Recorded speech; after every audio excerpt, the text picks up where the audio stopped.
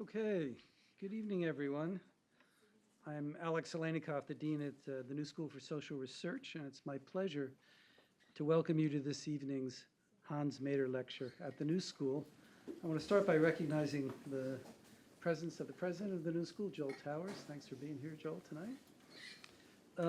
A few words about the Hans Maeder lecture, which was established in honor of Hans Maeder, who was an extraordinary intellectual. He was a political activist, and his life exemplified work dedicated to education, international understanding, and to social justice, all values important in this venue, isn't it? Maeder was born in 1909, just a few years before the founding of the New School for Social Research. He was born in Hamburg, Germany, to a prosperous middle-class family, and as a youth, he broke with his father, who Maeder later described as a passionate nationalist and anti-Semite. Maeder received a classical education, trained to be a social worker, but following the establishment of the Nazi regime, got into political work. He briefly joined the anti-Nazi movement, and in 1933 was forced to flee Germany to go to Denmark, where he became a teacher, and later was forced to flee Denmark. He got out of Europe, went to China, eventually reached the United States in Hawaii, and then came to the mainland, where he became prominent in progressive education. In 1945, Maeder joined the faculty of the Walden School in New York City, and he left several years later to start the Stockbridge School in 1948 in the Berkshire Mountains. Stockbridge, Maeder declared, would be interracial, non-denominational, and international in outlook. And in fact, the school flew the flag of the United Nations under the American flag to show its international character. And he became eventually well known in U.S. circles. He was a close and valued friend of both Dag Hammarskjöld and Willy Brandt. After Maeder's death, his former students endowed this lectureship in 1990, and we've had the honor of hosting a distinguished roster of speakers, including Jane Mansbridge, Jürgen Habermas, Gordon Brown, former Prime Minister of Britain, more recently Nobel laureate Dan Kahneman, political theorist Danielle Allen, legal scholar Kimberly Crenshaw, and historian Timothy Garton Ash. It's our pleasure and honor to have Adam Tooze as this year's Maeder lecturer, and I will now turn to James Miller, Professor of Politics and Director of our program in Creative Publishing and Critical Journalism, to introduce Professor Tooze. Great to see you all here tonight.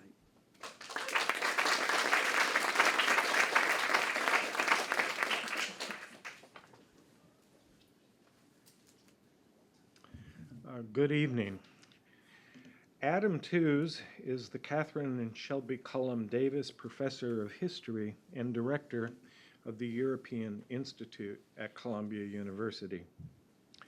His prize-winning books include an interlocking quartet of large-scale studies, The Deluge on World War I and the Remaking of the Global Order, The Wages of Destruction on the Economy of Nazi Germany in the 1930s, Crashed on how the financial crisis of 2008 shook the global order, and Shutdown on how COVID shook it again.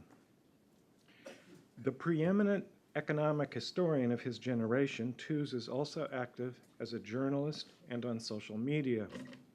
He is a columnist for the Financial Times, as well as a frequent contributor to the Wall Street Journal, the London Review of Books, and many other publications. Last year, he delivered the Tanner Lectures on the last dystopia, historicizing the Anthropocene debate in a multipolar era.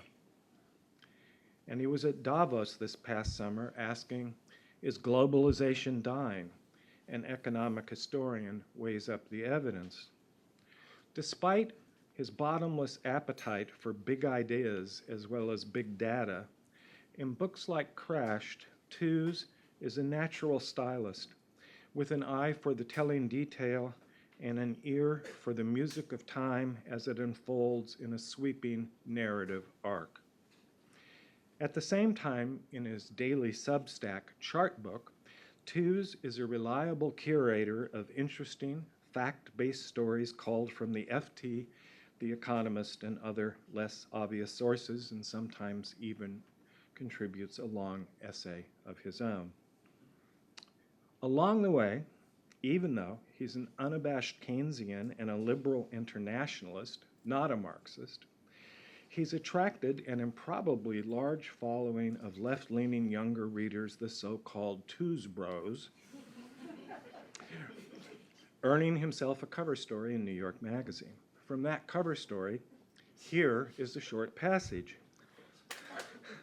Quote, "For the Tooze Bros, what Adam does is he validates the little boy interest in big machines and great men playing Risk, while also embracing all the left-wing anti-imperial 21st century politics we're supposed to have," said Ethan Winter, an analyst at the think tank Data for Progress. Quote, "That's very fun."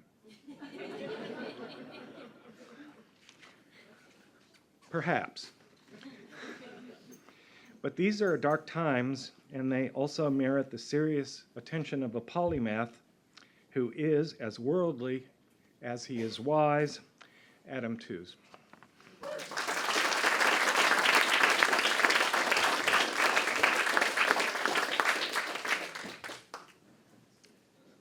Thank you so much. I'm just going to make a brief intervention on this technology here, which has reset itself. And maybe I can get to full. I may need somebody to help me get the computer going here, because I currently can't drive the PowerPoint. Is there somebody who can sort that out for me? Thank you very much for these very, very kind introductions. It's a real delight to be here. An honor, indeed, and a great pleasure.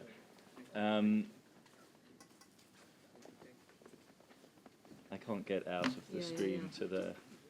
Sorry about this. It's not your fault. You helped us earlier. Can you get us out of the frozen state that we're in? So sorry about this. I wanted to start by. Okay, brilliant, wonderful. I think we're go.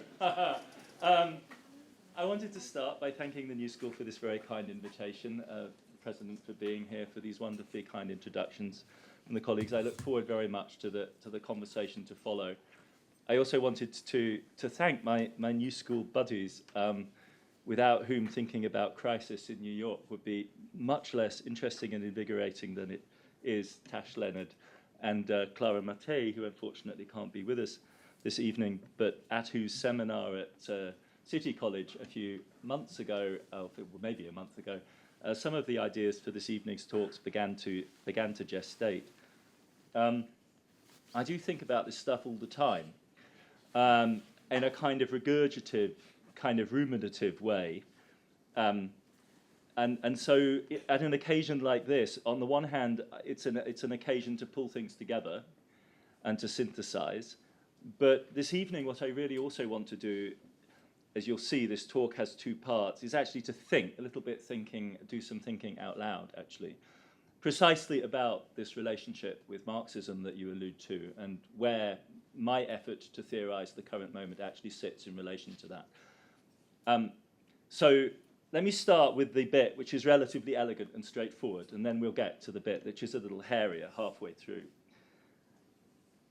One way of thinking about my topic is historically, and this is the way I'm going to go about it. It's, broadly speaking, the track that I followed in a long piece in the LRB a couple of weeks ago. And it's to think about a kind of temporal disjuncture between the moment that we're in and the way in which power, this is US power, has attempted to frame it. The moment that we're in, I have been trying to conceive in recent years in terms of polycrisis. This is not a term that I invented.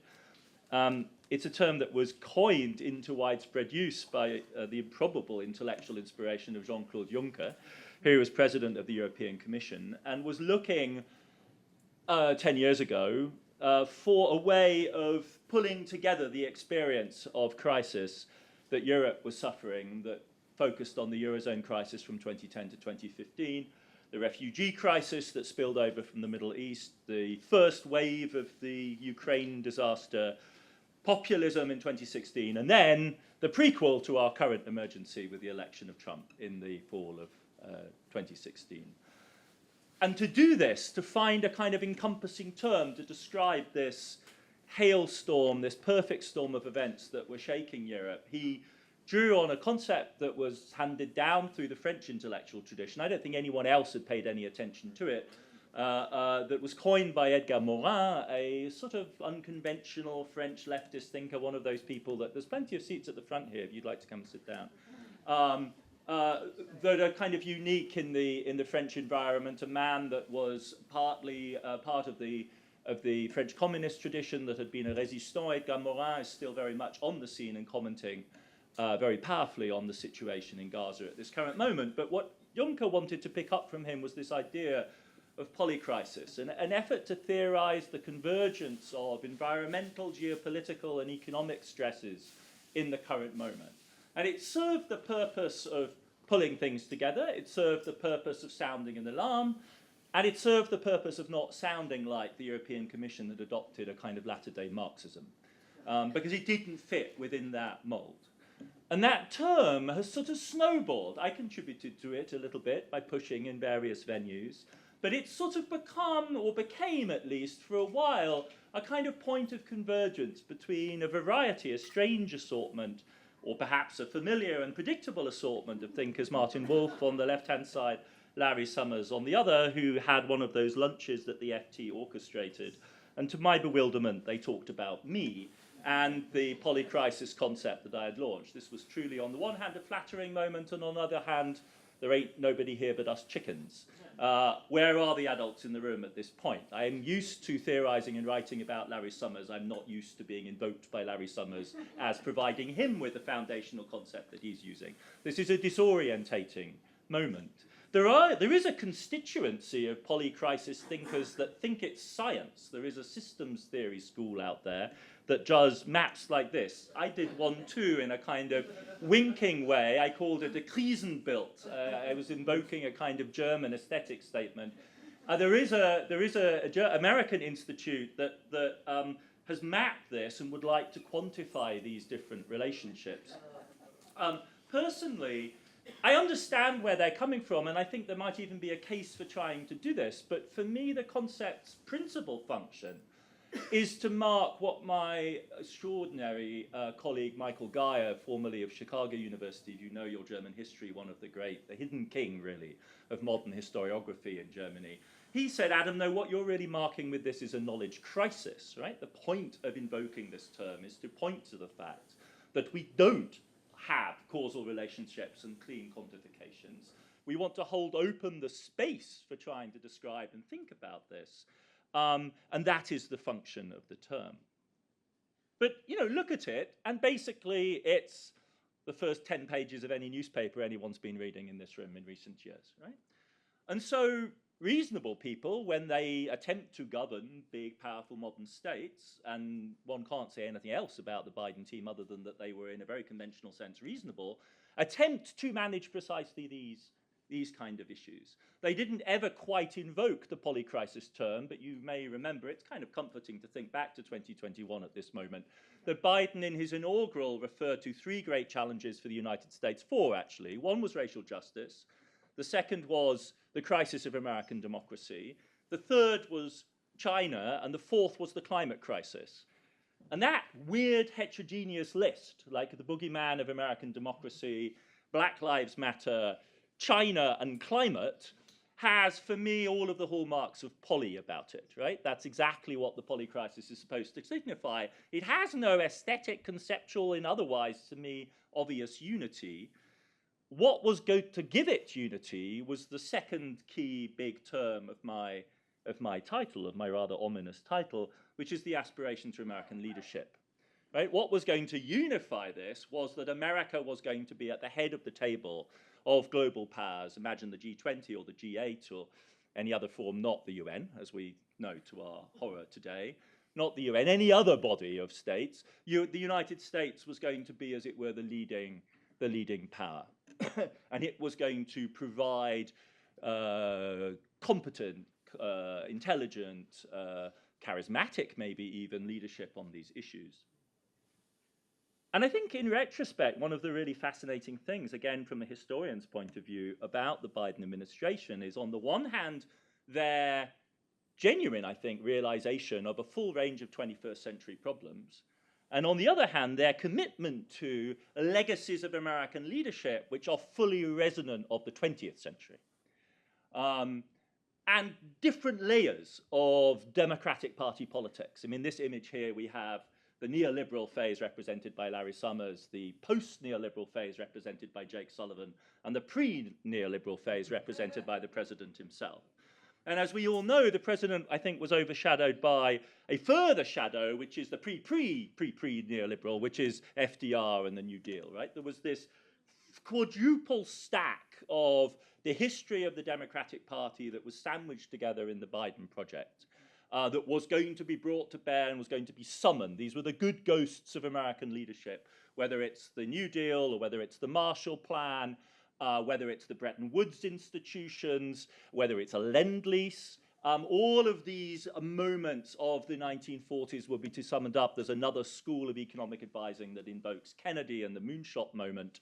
All of this was to be packaged together. Significantly not the 90s. So the odd person out here is Summers, who is shuffled aside. Why not the 90s? A, because that was a unipolar moment, and that isn't America's problem right now. And B, because that is, of course, the era of neoliberalism, which we are trying to move past, and which in retrospect is seen as a huge part of the problem. And so the ambition, I think, of the Biden team was to reshuffle the pack within the history of American leadership, within their own party's history. And the self-consciousness of this was extreme. If you read people like Jake Sullivan in Foreign Affairs, announcing the third era of American power that was immediately narrated into a historical account, and if you've had the occasion to just meet with somebody like Jake Sullivan, he literally spends quite a lot of time deciding whether he feels closer spiritually to the younger George Kennan or the older George Kennan. This for him is actually a matter of quite serious concern. Now, I'm like doing this tongue-in-cheek, but we all know that the agony of this administration is there was so much more going on, right? And the real energy of the administration, the world we have lost, the world we lost before our eyes, came out of not simply the general election of 2020, but it came out of the midterm elections of 2018. And it carried through into the first phase of the administration the ambition for something much grander. It carried through to the early phase of the administration the ambition for a genuinely large-scale, transformative project, trillions of dollars, an agenda-setting transformation that also recognized not simply utopian ambition, but rather you could say a kind of sober-eyed realization of what actually the lived experience of the vast majority of working class Americans in the current moment is, which is not industrial labor, but various types of degraded service sector labor.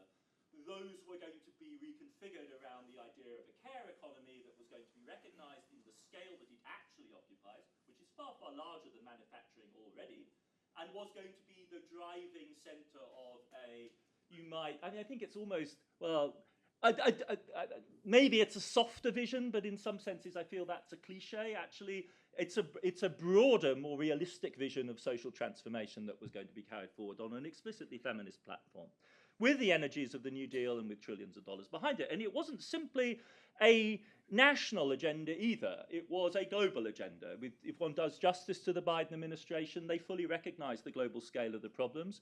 They wanted to move at two different levels. At the Glasgow COP in 2021, they announced the Partnerships for Just Energy Transition, the JETPs, which were really the marquee agenda for the transformation of emerging markets, starting with South Africa. And the other move, when they realized the limits of what they were going to be able to do in Congress, was to leverage the Bretton Woods institutions for large-scale lending, which would allow you to do globally significant lending without actually having to ask Congress for hundreds of billions of dollars. And that workaround, I think, is, as it were, the telltale move in the Biden administration, because there is the recognition of the 21st century problems and the scale, the full recognition, the ambition, which is sort of centered in a 20th century vision of American power and its shape, and the realities of the reconfigured American political scene of the 21st century with wafer-thin majorities, which leave you dependent on the Democratic Party's coalition and its right wing. And so for all their legislative achievement, rather than us talking about the triumphant kind of programs which are being announced here, the signature image of the Biden administration's policy, I think, is the Swiss Army knife. Compact, elegant, clever, and tiny.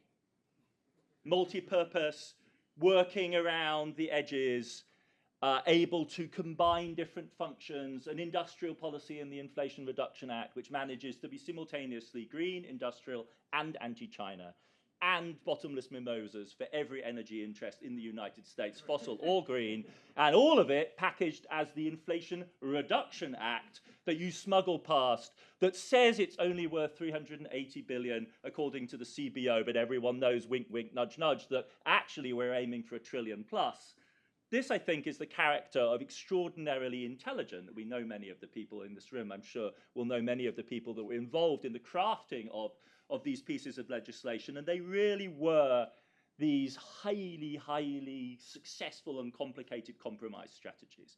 And this, I think, is on the one hand credit to them, of course, but also a sort of sign of the times, right? It is a recognition of the scale. The ambition comes from another era. The reality is 21st century, and you end up with a Swiss Army knife, which is wonderful, except if that's really all you're left with.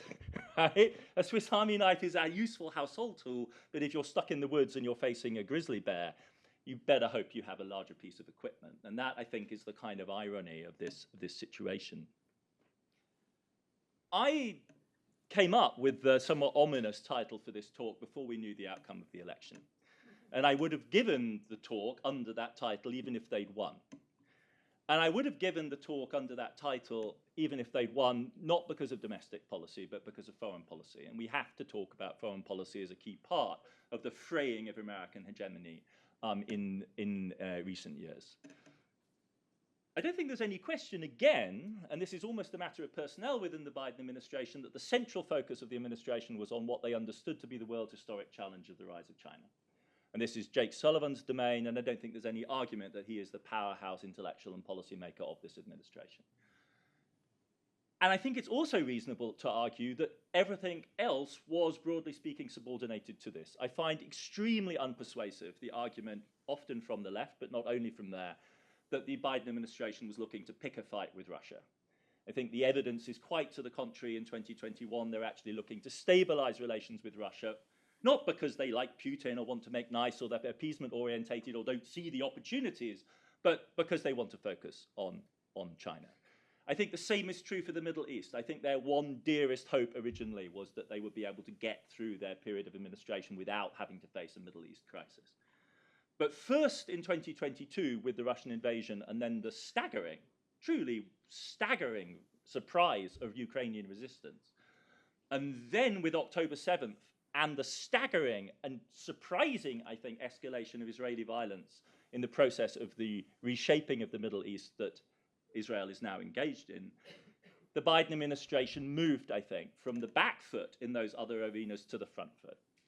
And my diagnosis is that at that point, they basically realized that there was a historic wager on the table, and the question was whether you take it or not.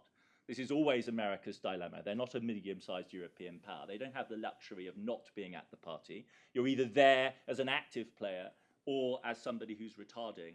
And in 2022 and then in 2023, I think it's at this point undeniable and hard to escape from the conclusion that they basically decided to up the ante in both confrontations.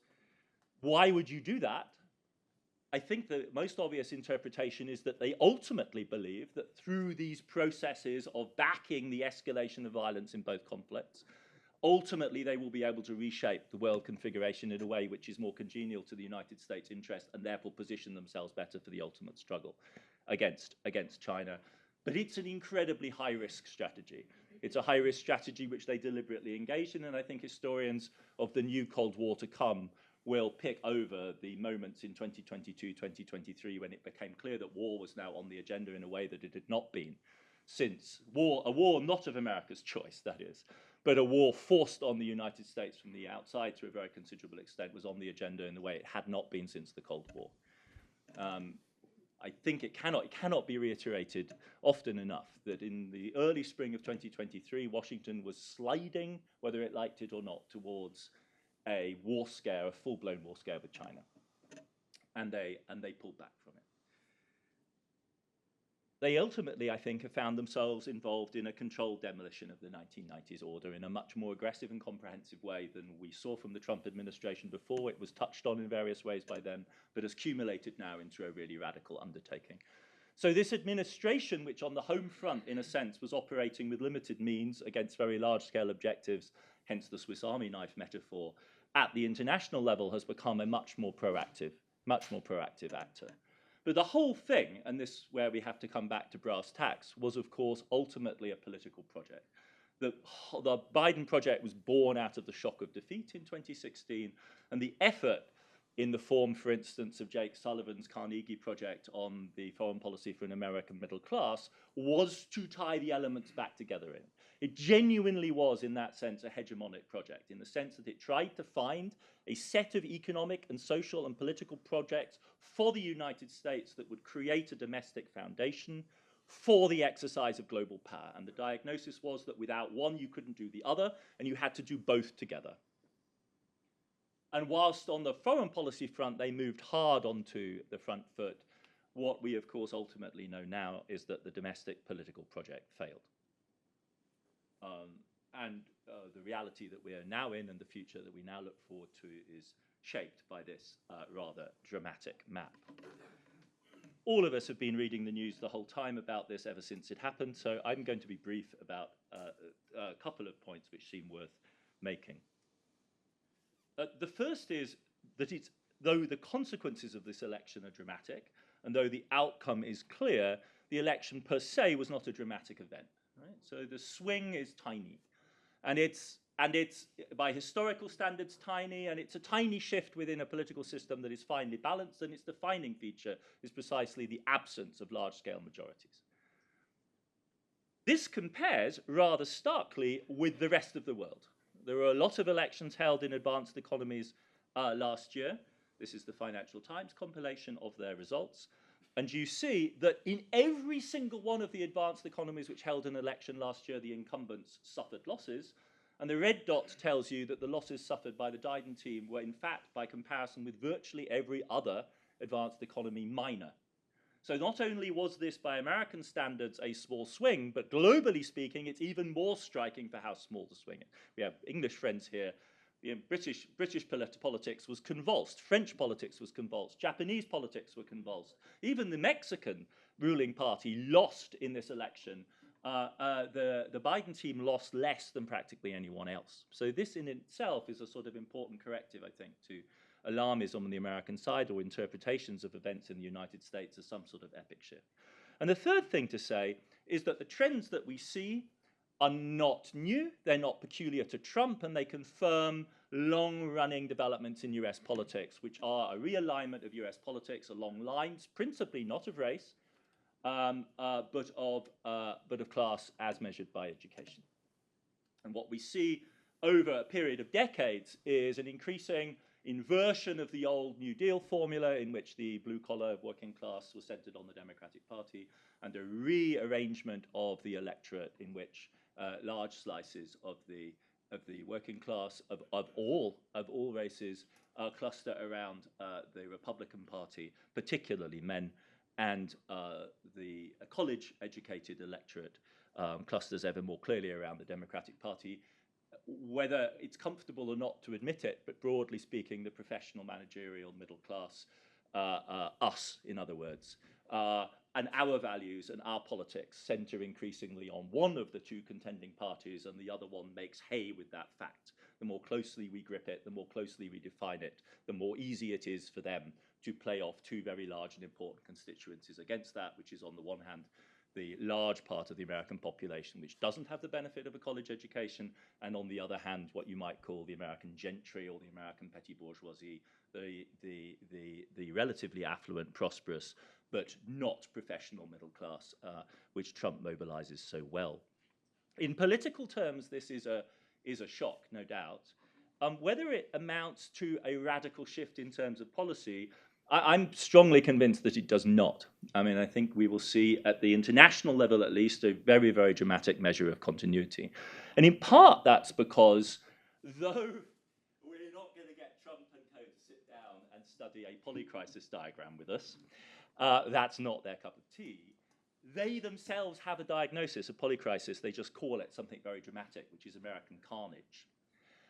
It's in fact the Republicans that coined this and created this sense, or for the first time in 2016, created a politics of the modern America which is centered on the idea of a comprehensive national crisis.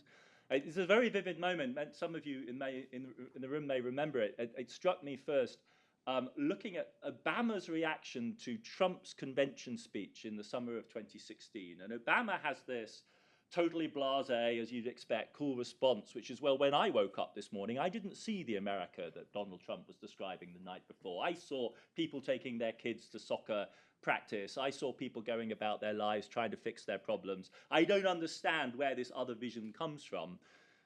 6 to 12 months later, his own party was very much also picking over the wreckage of what they also came to understand as a comprehensive crisis, but of course in two very different terms. Whereas the Democrats, I think, are able to map it in a way that is very reminiscent of the one that we would draw if we were drawing a polycrisis map. For the Republicans, it's a national crisis. It's a crisis essentially organized around three axes: the threat to some sort of national homogeneity from migration, the threat to the United States global power from China, and the internal subversion due to us, due to the professional middle class, which are the target of their ire.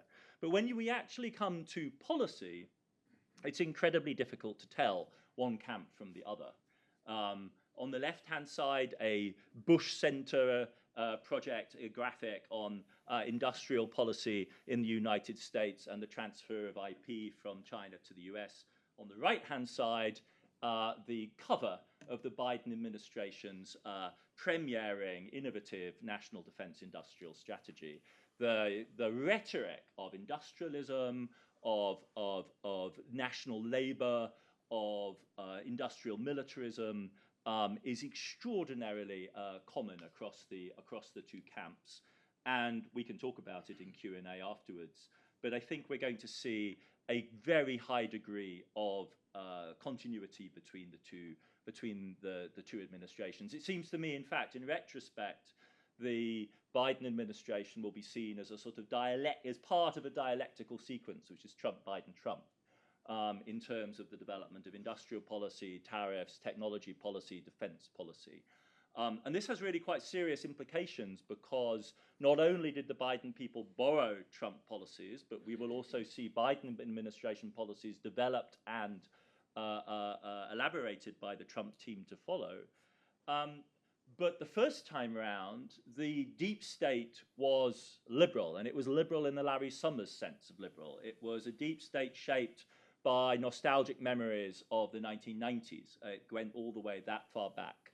The deep state which the Trump team inherits this time round is of a very, very different nature. It's a deep state which has been engaged in complex strategies, what's called economic statecraft, strategies of national assertion and national economic strategy, which would really have been quite difficult to imagine in the Clinton and Obama eras. So there is a kind of cumulative logic here, which is quite important. So this is the first part of my talk this evening. It's this kind of a story.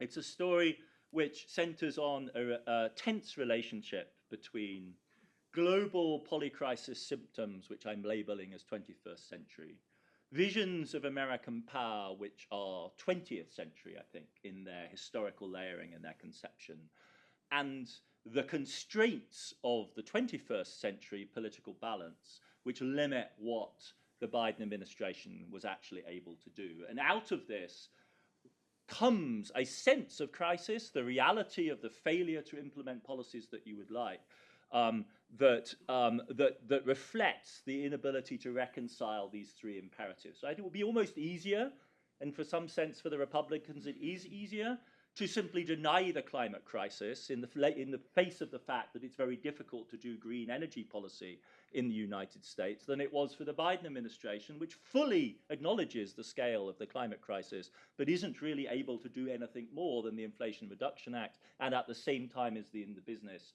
of promoting the development of oil and gas on an unprecedented and gigantic scale.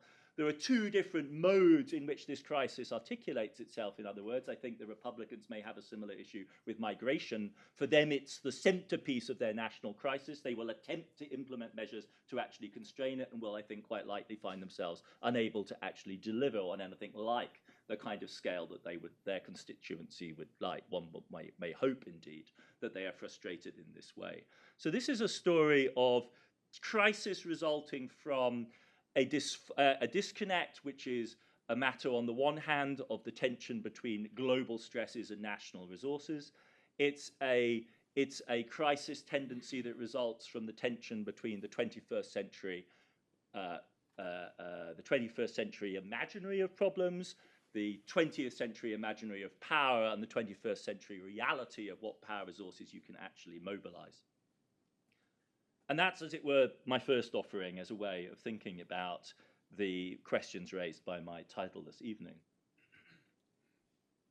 But the more I have thought about this, and the more I have kind of, along with so many other people, elaborated this story about the epoch that we're going through, the more I've begun to worry that, in a sense, it's too consoling, believe it or not. The theme of the rest of today's talk is that what I've just said is actually kind of consoling.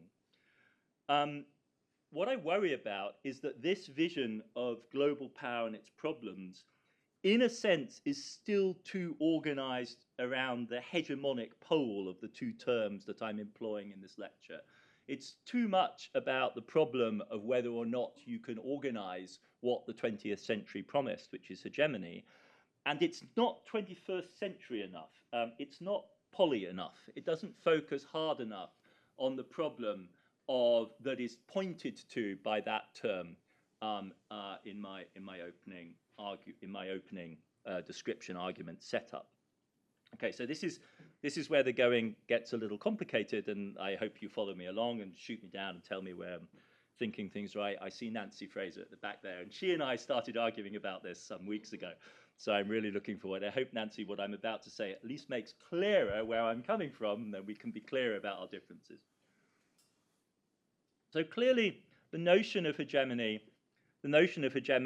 comes to us from the Marxist tradition, and it's associated above all, of course, with the great Italian Marxist and cultural and political analyst and revolutionary leader Antonio Gramsci, who in his prison notebooks outlined an unprecedentedly elaborate and sophisticated analysis of the tensions between the underlying tensions of a capitalist system under stress, under development, as Italy was from the 19th century onwards, and the efforts to organize and stabilize rule.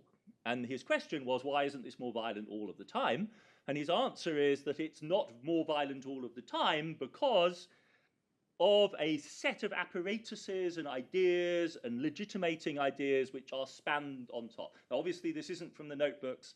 He didn't write in English, and it isn't mine either. I just found it online and thought it was so perfect that I'm bringing it along. I thank you for whoever did this. It's the perfect illustration of the sort of textbook Gramscian vision of the stabilization of hegemony that I needed for tonight's talk, and I am profoundly grateful to whoever did this on the back of whatever notes they were writing. One element of that, then, is the question about how you do this. And you could read the first part of the lecture I've given this evening as a sketch map of how the Biden team in particular imagined they would do this. And the first part of my talk today was about the mismatch between the scale of the demands and the resources they could mobilize.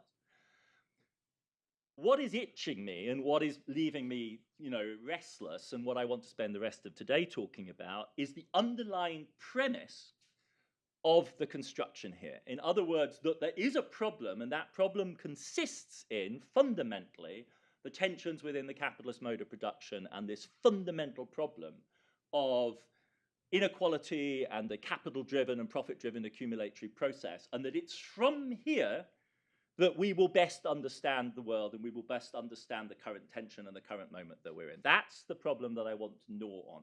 And this isn't a dismissive critique. It's perfectly obvious that this can be hugely illuminating in various ways. My worry is that it doesn't allow us to access the full range of things we should be afraid of. That's what I'm trying to get at, right? This is not to diminish that problem. What I'm worried about is that because it's such a familiar problem, so dear to many of us in many ways, it pulls us in and it serves as a weird kind of comfort object because it's the bad old problem that we're familiar with. What do I mean by this? Well, if you start from here, there are two different ways I would suggest, and this is very crude, back of the envelope. I'm continuing in the spirit of this, pub theory discussion. We're working on beer mats here. There are two different ways of reading the TBT sequence, Trump, Biden, Trump, right? One is to say, as crazy as this roller coaster has been, it's broadly speaking actually the form that hegemony currently takes. Nothing to see here. Let's walk on by. It's just America doing its thing. Of course it's messy and kind of louche and crazy, but it's just America doing its thing. And if you wanted one piece of evidence for that, you just need to turn on Bloomberg News any given morning and look at the S&P 500, and there's your answer. Like, doesn't appear to be anything wrong here. This sequence, Trump, Biden, Trump, from the point of view of American capital accumulation, what's not to like? If you've got a 401k, some people in this room may, we all secretly know that we're not doing badly. Right? If you just invested in an ETF, it's not hurting right now. Right? So there's that logic. And it's a brute force logic, but it's a powerful logic. And if you wanted a far more sophisticated version of this, you'd go to my dear friend Daniela Gabor. You can see in lots of different forums. This is her on YouTube, pitching us on the Wall Street consensus. Because Daniela's strong thesis is, for all of the turmoil and politics, deep down, if you look at the hard and complex wiring, and no one does this better than her, of how global capitalism is functioning right now, it's like diving, you just dive like a meter below the surface of the ocean and it's super quiet down there and it just hums. And there can be storms above, but like if you just look at what BlackRock's doing or anything like that, it's just humming along. There's nothing to see here at all.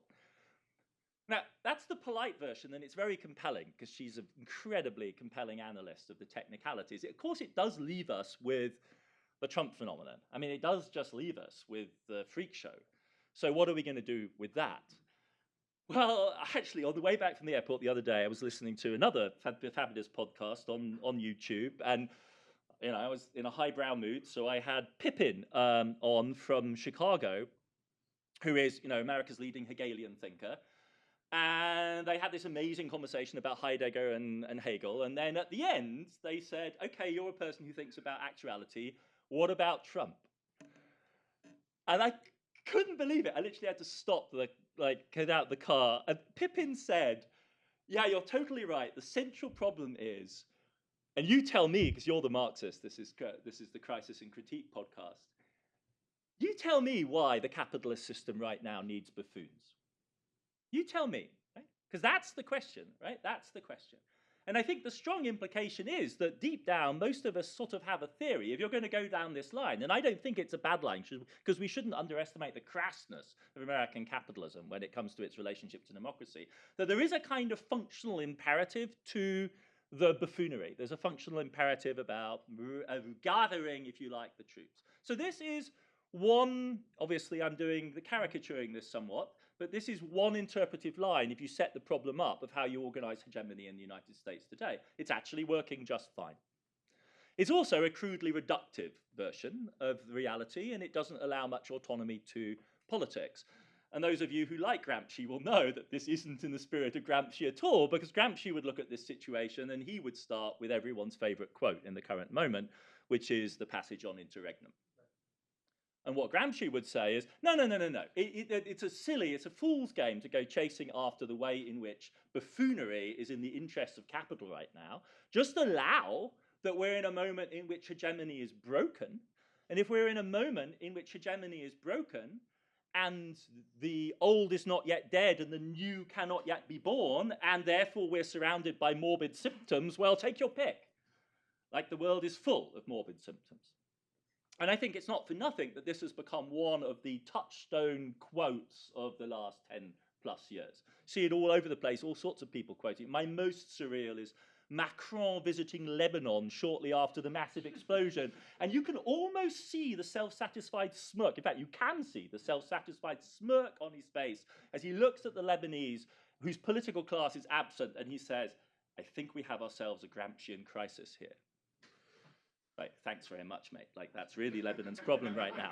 It's like, that's really what we need to hear. But you can see the stakes, right? What we're saying is not that history is continuous, but that there's been a movement in the force such that we are now witnessing a grand struggle, birth struggle, the agony of birth between, on the one hand, a dying old order and the birth of a new, and then let battle ensue, because then we're going to have an amazing argument about who's new and who's old and who's morbid and who's not morbid, and how on earth we accelerate this process so we get to the other side.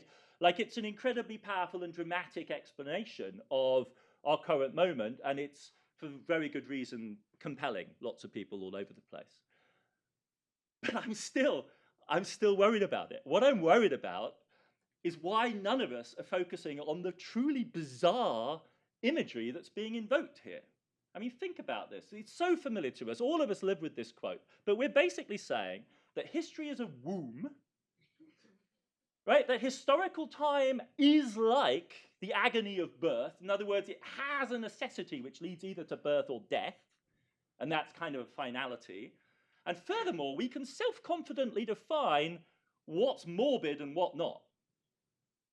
Now, it's a dramatic image, but like, if you told me that I would be able to define history as a process which has a natural logic to it, that I knew was on a clock, and where I could confidently say what was good and what was bad, like, hell, I'll take that. Like, that's a philosophy of history I like, right? That is a deeply reassuring understanding of the world. It comes along as a big drama, but like, this is, you know, no more exciting than a soccer game at some level. We know it's got to end, somebody's got to win, somebody's be better than the others. Like, it's in fact, I think, an incredibly reassuring image in its own way. It's not quite as neat at the one that says, well, actually, he's a buffoon, but deep down it's the logic of capitalism. It's not quite there, but it's nevertheless really quite limiting our uncertainty. And so that's my basic point about these two very, I think, rich in their own way framings of our current moment, which is that starting from the assumption that our problem is the problem of hegemony, defined in relation to a capitalist structure, you have one option which is nothing to see here, it's all good, it just looks crazy, it's actually just fulfilling the logic, or we're in a space that's open, but insofar as we're going to cling to our basic sketch, we know that can't be forever, so at some point it's going to close, and then all this crazy will be over. So one is a crazy that's only apparently crazy, and the meaning comes from the underlying structure, or it is crazy, but it's not forever, and so it'll pass, and then we'll have natural things and good births, and babies will be born the right way, and everything will be good, and presumably women will go on to have more and more babies, or some other natalist kind of view of history, right? That's how this is going to go down. It's too stable a framework. That's my point. It's too stable, it's too reassuring, it gives us far too much confidence, and I don't think it's adequate to the situation that we're in. I'm not really thinking here, obviously, about the American election primarily. I'm thinking about the global disorder that we're trying to come to terms with. Can such a solidly founded framework do justice to the spiraling destabilization that it seems reasonable to think that we're actually living through right now? Now, if I'm wrong, then maybe that model will work quite well, but I think we should open ourselves to the possibility that things are becoming really quite unhinged. And I'm just going to quote my friend and colleague Mark Blythe, who described the climate breakdown like this. It's a giant nonlinear outcome generator with wicked convexities. In plain English, there's no mean, there's no average, there's no return to normal. It's one-way traffic into the unknown. And I don't think you get that out of our sketch model of the Gramscian hegemony problem. I think that sends us the wrong way. So where should we go instead? And this is where I want to try to provide an answer to Nancy. Where I found myself, I mean, I could argue I've spent my entire scholarly life back to my first book, which is too technical to generally get mentioned in introductions like this, which is on the history of economic statistics, wrestling with this question of what it is that we can expect the economy, the productive system, the mode of production ultimately to do for us in terms of explanation, and how far we actually need to explain how it's a thing at all. And I find myself today or this evening, and when I was thinking about this lecture, going back to some of the brilliant work of feminist economic anthropologists. Notably, this is this extraordinary pseudonym. It's two women writing under a pseudonym of Gibson Graham, who in the late 90s and early 2000s began to elaborate an anthropologically informed critique of what they call capitalocentric social theory. It comes out of feminist psychoanalysis as well. It's derived in part from feminist psychoanalytic critiques of the phallus as the organizing idea of critical psychoanalysis. And their idea is that capital is serving the role essentially of a phallus as a kind of magical attractor of all thought. This is a deep and complicated idea. I'm going to make a couple of efforts to approach it. We can come back to it in discussion. But one place to start is this remarkable rewriting of Eve Kosofsky-Sedgwick's terms, which I'll just read out, right? The aim of the game here is to represent societies and economies as non-hegemonic formations. What if we were to depict social existence at loose ends with itself? This strikes me as a really fabulous phrase, at loose ends with itself. Rather than producing social representations in which everything is part of the same complex and therefore ultimately means the same thing, I think in Althusser's terms, this would be an expressive totality. What we're trying to do is get away from expressive totalities. What might be the advantages of representing a rich and prolific disarray? The entire, for those of you who know the Althusserian stuff, this entire book is about trying to actually take seriously overdetermination in Althusser's terms and showing in a series of utterly brilliant essays the vain efforts of seriously minded people to realize the Althusserian project and then find themselves come crashing back down into unities which have far too much unity about them. It's a seasonal, it's this time of year, we're ahead of Thanksgiving, really looking forward to that next week, and Christmas to come. So let me give you another example of Gibson Graham's brilliance. In a very different discursive setting, or rather it's Sedgwick's again, I'd recently encountered Eve Kosofsky-Sedgwick's description of what she calls the Christmas effect. So to Sedgwick's mind, what's so depressing about Christmas is the way that all the institutions of society come together and speak with one voice. The Christian churches, of course, commerce, advertising, social events, domestic activities, they all end up lined up so neatly once a year, and the monolith so created is a thing one can come to view with unhappy eyes. So Sedgwick goes on to explore this in relation to sexuality and gender, and what Gibson Graham say is, we have a Christmas problem in social theory, and the father Christmas of social theory is capitalism, or rather capitalism is Christmas, and capital is the father Christmas. And if you permit, in these terms, what I see the Polycrisis diagram as being as is an intervention against the Christmas effect of capitalocentric social theorizing, right? It's an effort to move us past that strange attractor of capitalism as the ultimate source of meaning for everything that's happening in the current moment. Another way of going at this is, and it's crucial to add here, the underlying intent, right? Because Gibson Graham's purpose is to expand our understanding of the economic system and break the grip of the capitalocentric account so as to provide an answer to the famous Frederick Jameson dilemma that it is easier for us now to imagine the end of the world than the end of capitalism. And their wager is that if you break the grip of capitalism on our imagination, then you might actually begin to imagine the possibility of things beyond capitalism, which would allow you to level up this quote.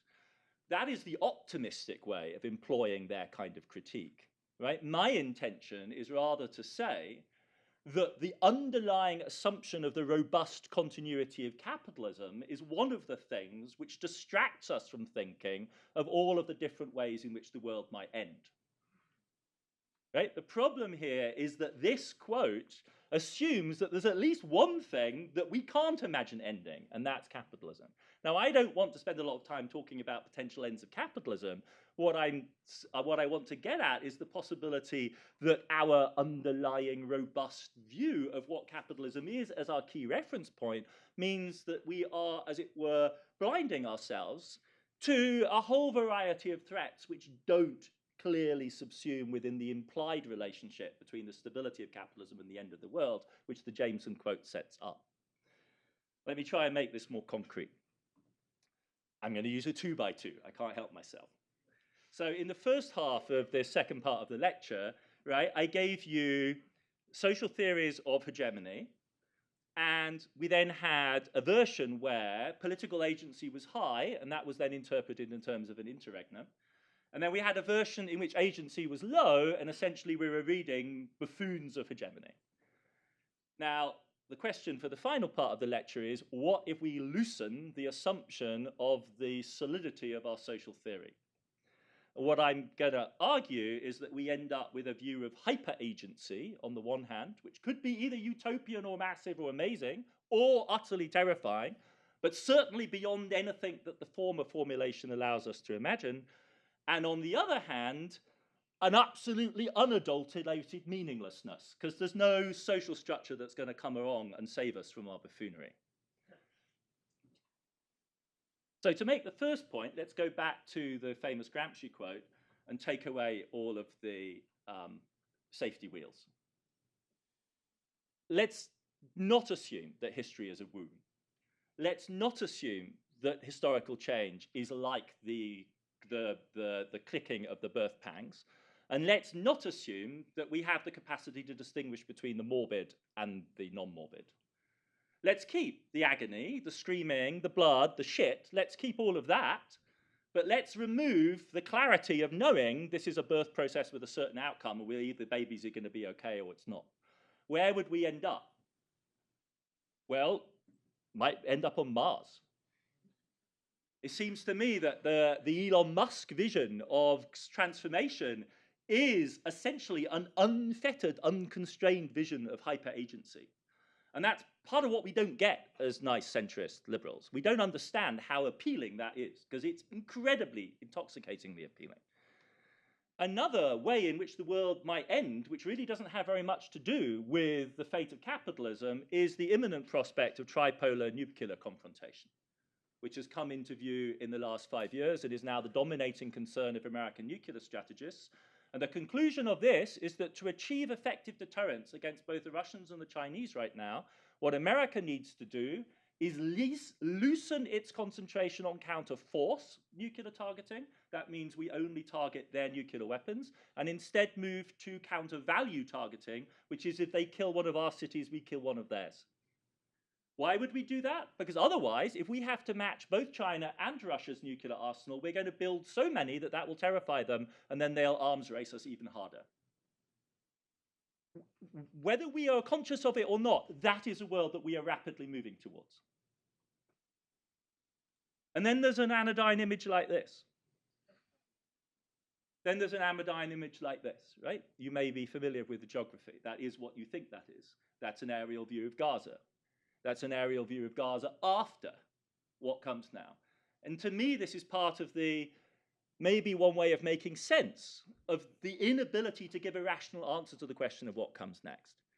Because that is thinking within the constraints of an interregnum, where there's some disaster now, and then we come out the other side, and then things will be better.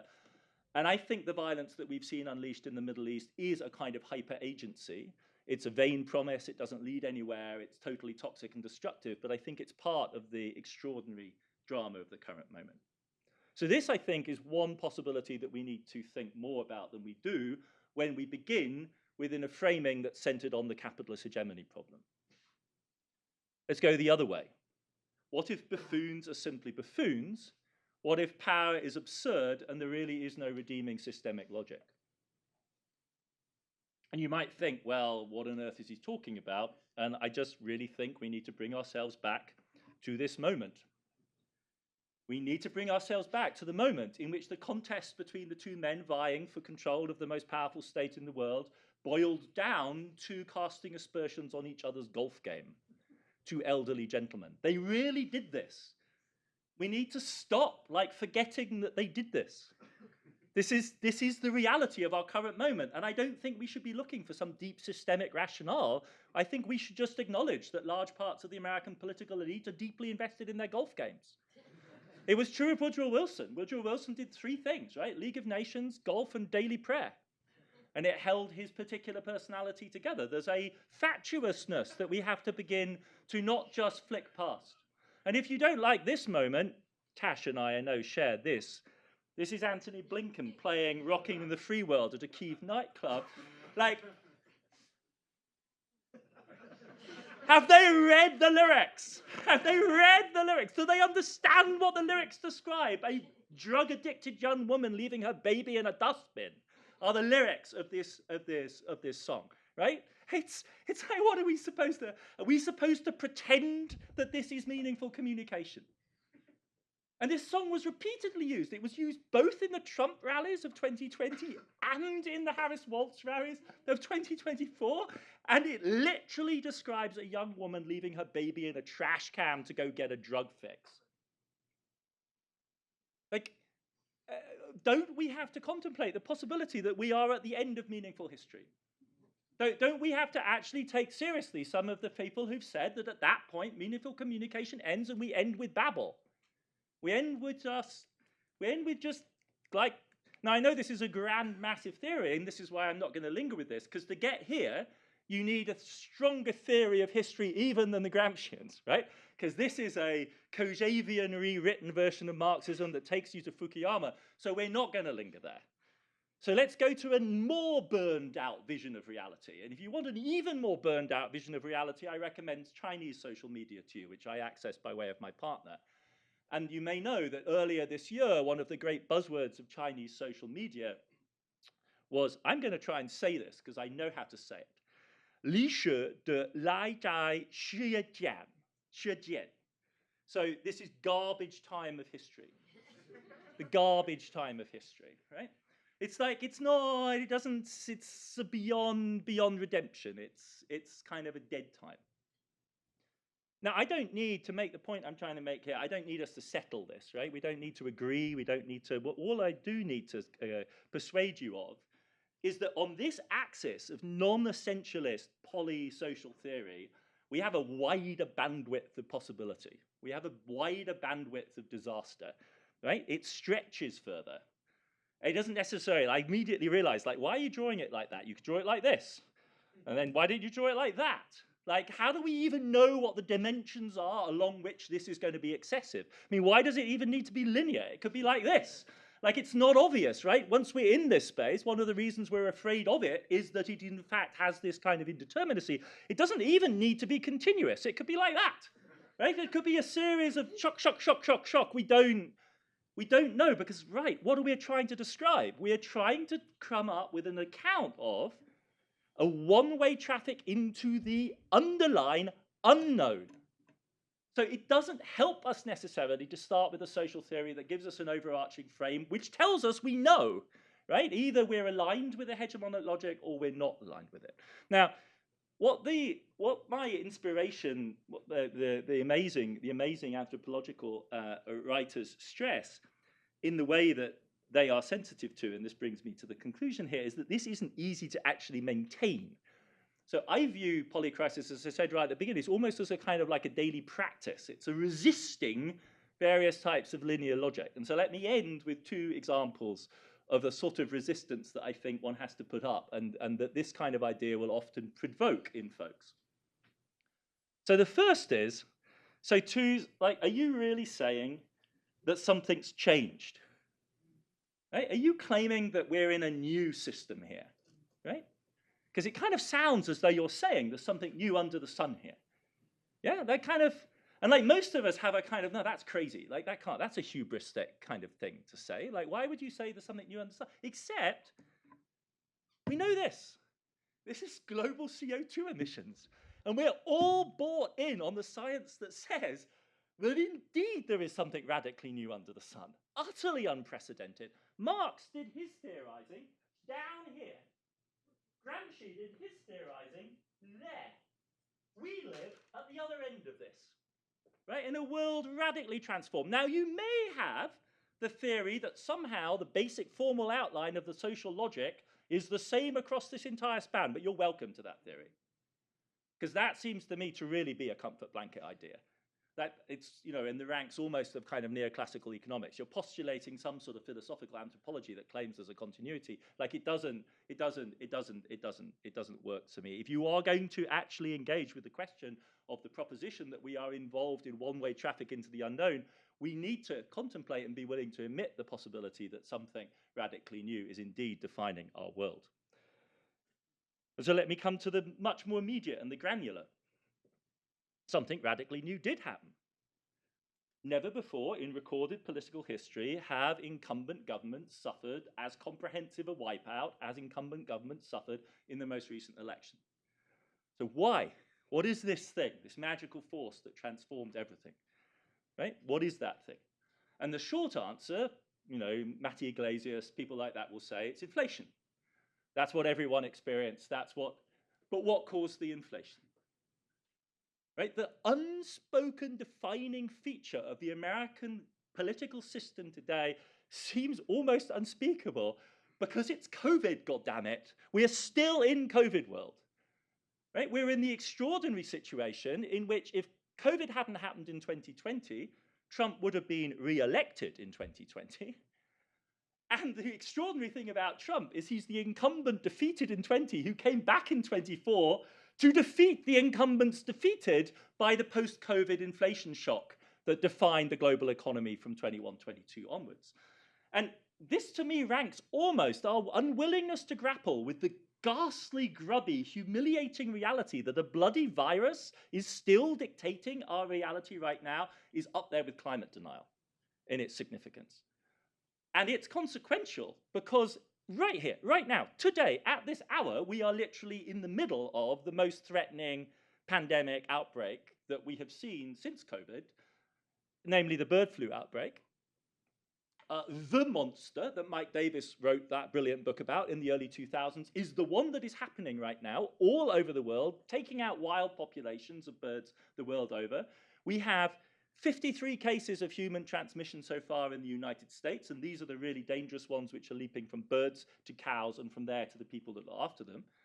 And there is a young woman in hospital in Canada right now fighting for her life, who scientists say, and I can't believe I'm reading Nature again, but I'm reading bloody Nature again. That young woman is fighting for her life because she has a strain of avian flu which appears to have mutated to make it more likely that it can pass from human to human. And that, I think, is the reality that we are. This is what I mean by these other transversal forces that are cutting across the current moment. Because we all, I think, know that a really aggressive form of avian flu that was human-to-human transmissible will make COVID look like a cakewalk. And COVID took the global economy down by 20% in a matter of weeks. If we have one that kills young people on a large scale, it's a world-transforming event of the likes of which we haven't seen. And there is nothing other than science telling us this is becoming more and more likely. Like nothing, everything is telling us that. And there is a way in which it is almost impossible for us to approach that reality in a calm way, and yet it is the world we're in. Thank you so much for your attention.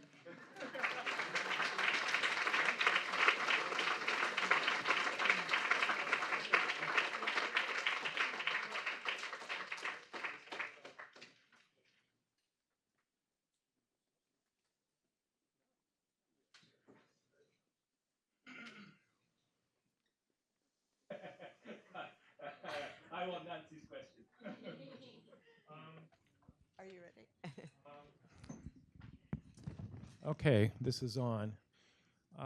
My dean gave me permission to ask a first question. I said I wouldn't, but now I will. And then I will ask Nancy Fraser to speak if she wishes to. We will go past 7 o'clock to try to accommodate some of the questions that might be provoked by this extraordinarily, I thought, and with some of my thoughts, that at the very end, all the examples you give are climate change, pandemics. They all involve statistical, for a scientist to understand, they involve statistical interpretation and probabilities. They have nothing to do with necessity. They have nothing to do with historical necessity. So the big meta-narrative of Marxism has always been about necessity. It just is. And the Gramsci metaphor comes from capital. It's Marx. And the full quote in Marx, I had to look it up, is force is the midwife of every old society pregnant with a new one. It's a justification for violence and revolution. That's what it is in the context. But, you know, what's fascinating is that, you know, Marx in his own day, I think, could not understand the new reasoning of Darwin, which he misunderstood as ratifying a concept of progress. And it does no such thing. It is a form of statistical reasoning because it revolves around accidental mutations. And it therefore produces a picture of history that's much closer to what Nietzsche gives us than what Marx gives us. It's much more chaotic. It leads to nihilism. It does all of those things. I'm making comments now about, you know, kind of meta-history situation. So, you know, to start with, I was going to ask, you know, yet another question about Perry Anderson's critique of you and New Left Review and the tensions in your own thinking between a commitment to democratic participation and then a Keynesian commitment to experts and expertise. And in the piece that he attacked you on, both of those claims appear in the very same piece, which is about. So there are these tensions you're aware of, and that they flare up from time to time in your work. But here it seems to me you're coming much closer to really trying to confront head on what I think are two incommensurable modes of explanation and understanding, one of which is statistical, right? So. Yeah. Thank you so much. That is. Thank you very much for taking it that way, reacting that way, and for indulging me in thinking out loud. There is certainly a.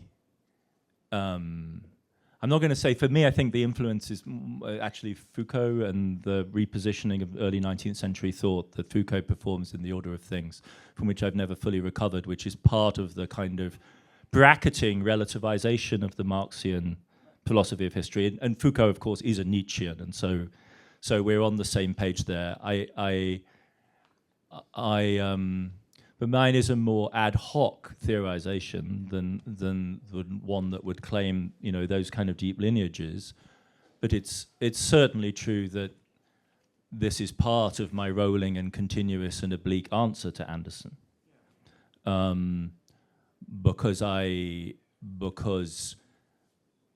here, precisely, I mean, that's exactly what I'm doing. Like, he faults me for failing to provide a structural account, and then claims that my lack of structural account means that I am confined to an in medias res critique, which he then associates with a liberalism.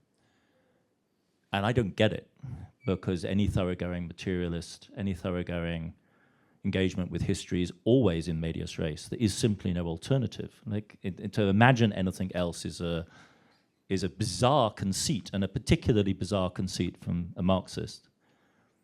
And what I'm trying to do here is say, I see that structure that you want. I see your structuring assumptions that derive, in his case, often from Marxism. And I understand their value, but I kind of want to move to the side. And that doesn't mean that I don't want to offer an overarching account. It's just that an overarching account written from the moment that I think we're in doesn't, well, I find that other account that you're insisting is the gold standard of all structural thinking, frankly, a kind of consolation. It's a comfort blanket. Whereas I think our actual reality is one in which, if we knew what the structures were, we wouldn't be in the position that we're in, right? And so that claim de Warmbar from within, you know, people accuse him of being in this sort of, I think he describes himself as in kind of a watchtower position. I mean, a watchtower is also in medias res. It's just in a prison or just on the top of a mountain, or rather remote. And that is not the position it seems to me most interesting to inhabit right now. So those are the elements that I'm working with. Then your point about determinism, I completely agree that at root here, you could think of the two problems that I'm struggling with as the one I foregrounded was not contingency so much as novelty. What I'm fundamentally struggling with is what it would mean to actually have a social theory that really was interested in novelty. And there are various types of paradox involved with that, like how much solid ground do you need to be able to recognize novelty, so on and so forth. But that's, I think, what we need to be struggling with. But I completely agree that we could also take this in the direction of a struggle between necessity and contingency. And in that case, you're right. What I'm wrestling with is that issue of, yes, I mean, hence the lightning bolts and the clouds and the sun that I like. As your team will attest, I realized I needed those sometime early this morning. One version went in at 6 a.m. and the revised one with the lightning bolts went in at 9:30 a.m. because I realized I needed that contingent element of shock rather than a continuous line to describe what it is, it seems to me, that this opening needs to allow us to see. Thank you. So how do I get a microphone? You do. I'm way ahead of you. I got it.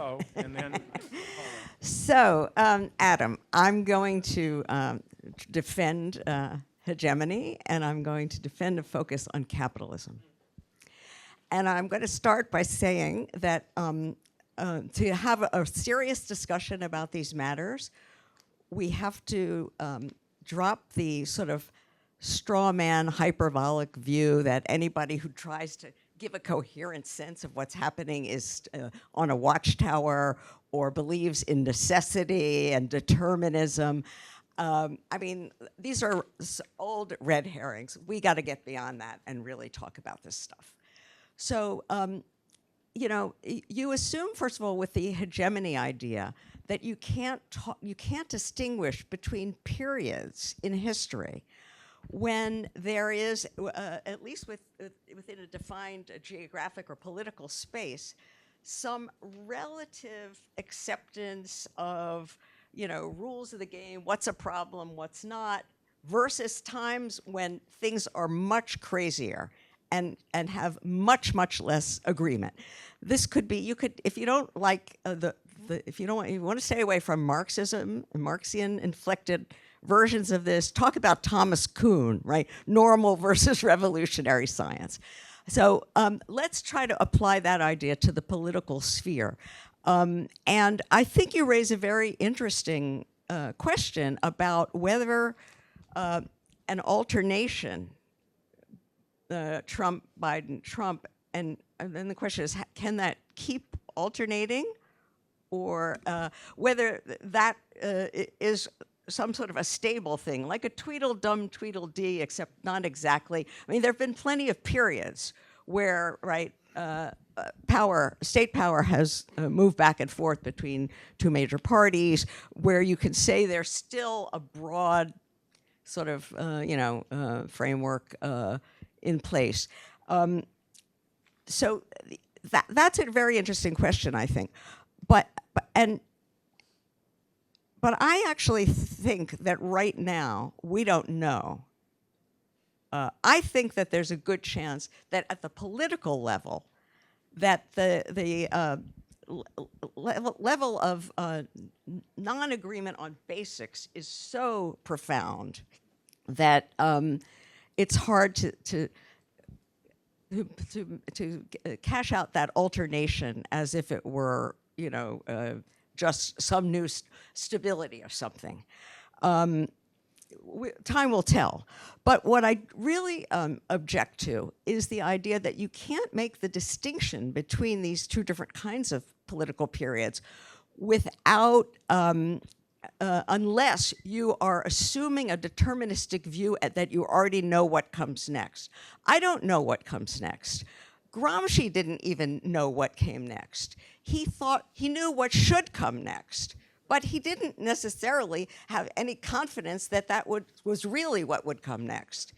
So, you know, I agree with you that we don't know what comes next, and it may be just some unraveling. In other words, the crisis might prove not to be what some people have called a developmental crisis within capitalism that facilitates or that ends up in a transition between, say, Fordism and neoliberalism or something like that. But it could end up being a terminal crisis of capitalism or of the planet or of whatever. We don't know. But I want to say, and here I come to capitalism, so I want to defend the use of the idea that there's a hegemonic crisis, and that's a dimension of what you call a polycrisis. That's the political dimension in governance and in ideology and so on. In the same way that there's an ecological dimension of the crisis, and there's a social reproductive dimension, and so on and so forth. But here, now I want to come back to capitalism. Again, let's get beyond the sort of reductive straw man idea that to talk about a crisis in capitalism means that the capitalist class is in trouble and its profit rate is falling and the stock market is crashing and there's mass unemployment. Okay, there have been crises like that. But the current crisis of capitalism, and it is a crisis of capitalism, is not a crisis for capital yet. I mean, on the other hand, you have written eloquently about 2007-08, and that ticking time bomb is still ticking away, so we can't rule that out either. But I don't mean to go on so long, but look, COVID, bird flu, this has everything to do with capitalism. Where is global warming that forces a species migrations coming from, that brings species into contact with one another and allows these zoonotic leaps and so on? Where is the deforestation, the cementing over of wilderness coming from? This has everything to do with capitalism, with greenhouse gas, with so-called development and so on. And I could make a parallel argument on each dimension of your polycrisis. In fact, I've written a book which does make that argument. And we don't have to accept these, again, hyperbolic views.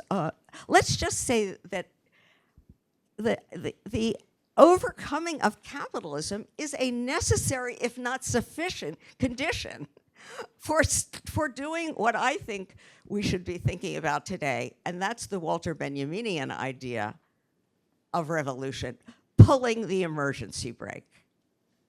You don't need to take on all that baggage. And Gibbs and Graham, they're very clever. But basically, the idea is think small. And the times demand that we think big, in my opinion.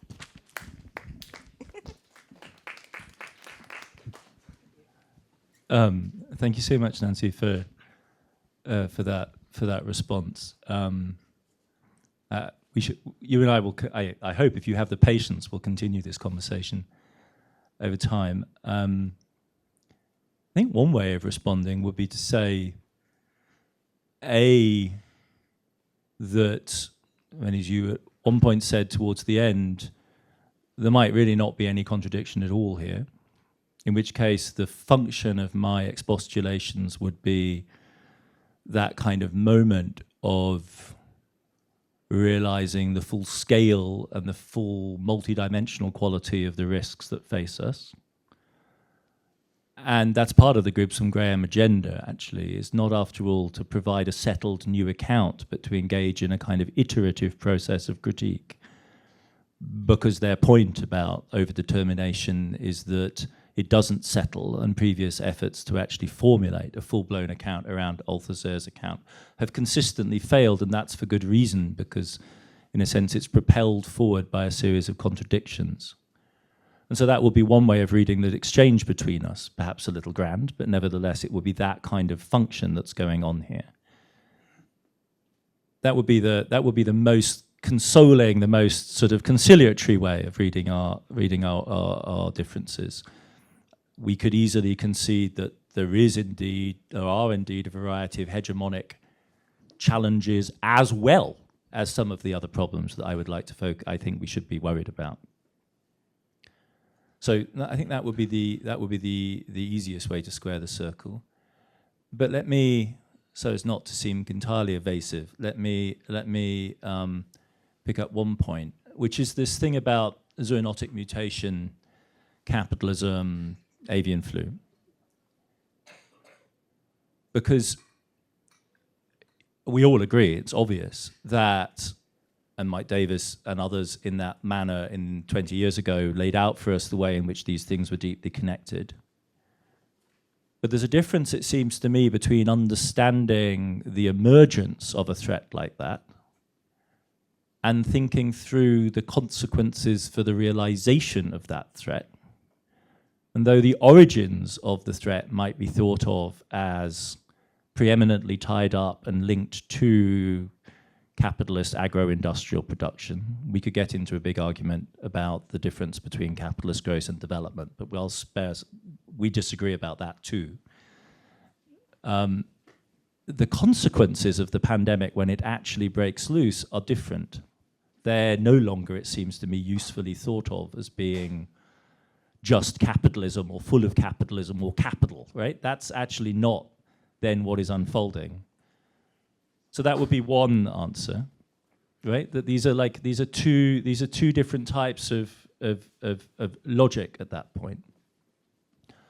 In the same way, for instance, as I don't find it difficult to account for mounting tension between Russia and the West in terms of logics of economic expansion towards the West, but those do not then explain the decision to actually launch a war and the consequences of that conflict very adequately. You could say the same thing about Chinese-US antagonism, right? Chinese-US antagonism would be unthinkable without economic growth and development in China, and that is clearly articulated within the uneven and combined development of global capital to an extent, and also national development strategies. But when we actually then confront the reality of tripolar nuclear competition, and this was also true and also a problem for Marxist analysis during the first Cold War with the Soviet Union, the nature of that threat itself, I don't think, can really be understood in terms of either simply the logic of geo-economic competition or, for instance, the inner profit seeking of the military-industrial complex. There is something else at work then at that moment of confrontation which poses as an existential risk to humanity, and that is what the barb of my intervention, insofar as it does strike home at all, is trying to aim at. Can I? No. Let me, I already said that Paulo will speak next, and we're running out of time because we're going off to dinner. So the next question is Hi. Even shorter. I'll try and be very quick. Thank you for the talk. Paulo dos Santos from Economics. I like to call myself a thinking Marxist, which the Marxists don't like very much. And this was the kind of a talk that inspires everybody to think and to push boundaries and to realize that there are certainly limits to accepted frameworks in terms of giving us tools to understand what we're facing right now. I do also want to not push back, but engage along the lines that Nancy was pushing, that to recognize that a civilization that has grown to planetary boundaries is going to face unprecedented and unforeseen difficulties should not translate into adopting a view of analytical pessimism and to throw out the tenets of social theory that have served us pretty well for quite some time, not without problems. And I'd like to pick on your example of inflation and COVID just to illustrate this, and I'm sure you will agree, of course, because I'm right. Certainly the COVID shock was a dramatic supply shock that cast attention on a number of things that people hadn't thought about. For example, the vulnerability of supply chains and how atomized geographically supply chains have become with all of the geopolitical implications of that. But the inflationary episode of 22-23 also was due to the supply shocks in grain markets and other food production arising from Russia's invasion of the Ukraine. So it can be understood as an unforeseen consequence of a certain geopolitical stance that then comes and bites you domestically. You see, and this notion of harmonizing the hegemonic ambition overseas with domestic class peace, ultimately, or buy-in, is crucial, of course. And then, of course, the point that Isabella Weber, our graduate and colleague now, was one of many pointing to, that what has been happening to the lack of competitiveness in US markets and the capacity to use the situation of a supply shock to pass costs on. My other point is different from Nancy's, but I think it goes in a similar direction, which is actually, as we look at all of this from beyond Western Europe and beyond the United States, things look a little bit different. If you're in China, if you're in Brazil, if you're in Turkey, if you're in South Africa, if you're in Ethiopia, you're thinking, listen, we've been playing by your rules for 30 years. We accepted trade liberalization, we accepted capital account liberalization, we opened up our economies, we did all sorts of things, and with the help of China, we have actually improved our law a little bit. And while recognizing that there is a climate crisis, there are all of the, and planetary boundaries are a binding constraint, what we see is an imperial hegemon that is unwilling to let go of its delusions of world hegemony. And that is, come hell or high water, intent on reproducing this, no matter what the underlying economic and geopolitical realities may be. The fact that China accounts for approximately half of the world's manufacturing right now should be putting strategic thinkers in the United States in a position to question whether the kind of hegemonic project that they've been pursuing for 100 and some years is even viable at this point, let alone whether you can sell it to your population. So I'm going to stop now, but that's what I wanted to throw your way.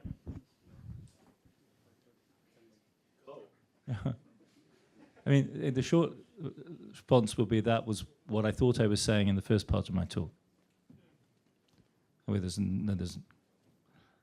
don't know, I don't see how I could be any more on the record in confirming exactly that diagnosis, that there is an incredible disconnect between the way in which America imagines not just its national power, but the necessity of global order, and the realities of a genuinely multipolar planet.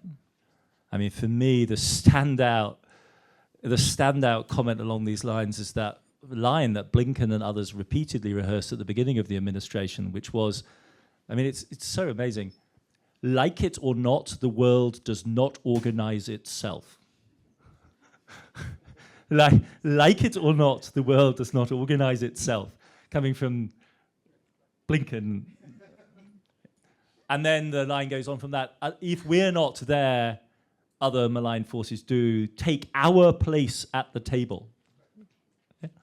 So, like, I mean, obvious. That is clearly the central. That I take to be the easy problem, right? That's where we started. Like, there is a disconnect between, there's a Bloss turns, Gleichzeitigkeit des Ungleichzeitigen. Like, there's this crunching of the historical gears, right? That's the easy bit.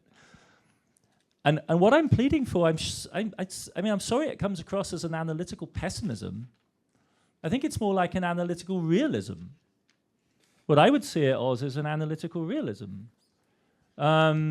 which is to say that would that it were so, that those familiar models which have all of the logic in, and let's get away from, I mean, there's nothing wrong to my mind with a good simple theory.